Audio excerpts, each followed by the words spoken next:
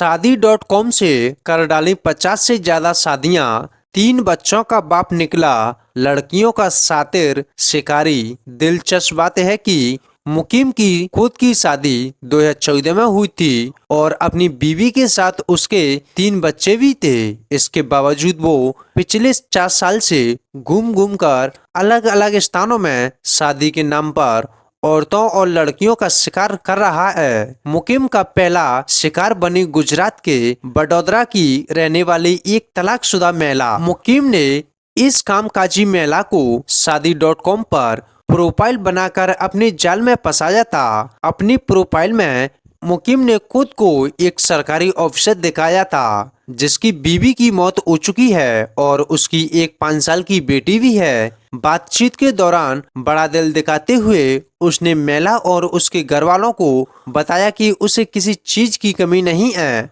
बस अपनी बेटी के लिए वो एक माँ चाहता है। महिला के घर वाले मुकीम की चिकनी चिकनी बातों में आ गए और उन्होंने अपनी बेटी की शादी उसके साथ कर दी। मुकीम इसके बाद बड़ौदा शिफ्ट हो गया और इस महिला से शादी कर उसी के घर में घर जमाई बनकर रहने लगा। बस इसके बाद तो जैसे मुकीम के मुंह पर खून लग गया। यह साल था 2020 का, जब कोरोना के खौफ से लोग घरों में बंद थे और इंटरनेट का इस्तेमाल ज्यादा से ज्यादा कर रहे थे। इसी दौरान मुकीम ने एक के बाद एक फर्जी प्रोफाइल बनाकर हिंदुस्तान भर में लड़कियों और औरतों को फंसाना शुरू कर दिया था। अब फोन पर मीठी मीठी बातें करता, उनसे हमदर्दी जताता और अपनी कहानी पर यकीन दिलाने के लिए उन्हें अपनी मरी हुई बीवी और 5 साल की बच्ची की तस्वीर भी दिखा देता था। मुकीम की निशाने पर आई हाई प्रोफाइल मुस्लिम लड़कियां होती थी, खास तौर पर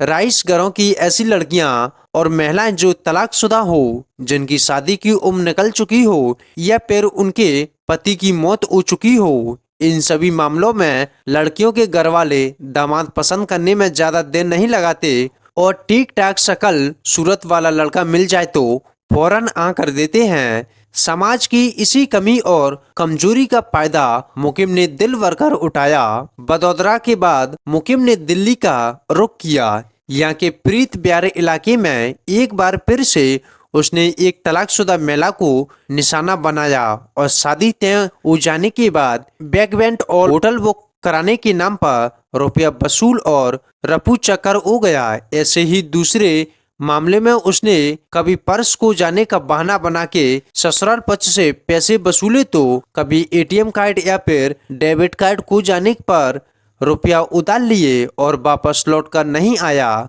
अगले कुछ महीने में तो मुकीम इस धंधे में इतना परंपरागत हो गया कि वो न सिर्फ शादी कर अलग अलग घरों में दामाद बनकर रहा, बल्कि अपनी कामकाजी या फिर राइस बीवी के नाम पर लोन करवाकर पैसे वसूलता रहा।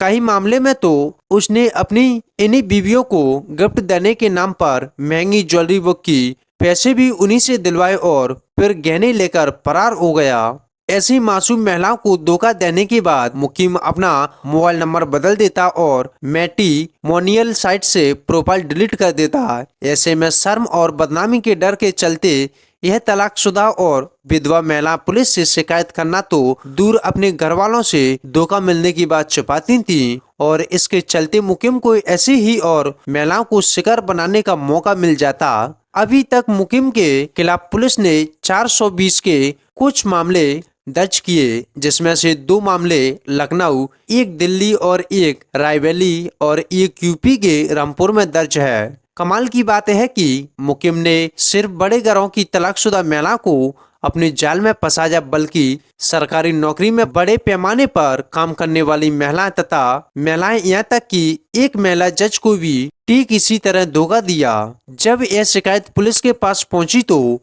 दिल्ली पुलिस की क्राइम ब्रांच को मुकीम को पकड़ने की जिम्मेदारी दी गई, मगर मुकीम तक पहुंचना आसान नहीं था। वो लगातार अपना मोबाइल नंबर और लोकेशन बदलता रहा। पुलिस जब तक उसे टेस्ट कर एक जगह पर पहुंचती तब तक वो दूसरी जगह निकल चुका होता, मगर लगातार सर्विलांस और मुखबिरों के नेटवर्क के जरिए आखिरकार पुलिस को पता चला कि मुकीम बड़ौदा से दिल्ली आ रहा है और उसी ट्रेन निजामुद्दीन रेलवे स्टेशन पर पहुंच रही है तो तय वक्त पर पुलिस टीम ने जाल बिछाकर लड़कियों के शिकारी को पकड़ लिया।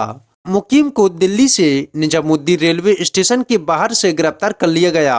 फिलहाल पुलिस उनसे पूछताछ कर रही, उनकी शिकार हुई लड़कियों और महिलाओं की लिस्ट बना रही ताकि मुकीम के खिलाफ शिकायत लेकर उस पर नए मुकदमे दर्ज किए जाएं।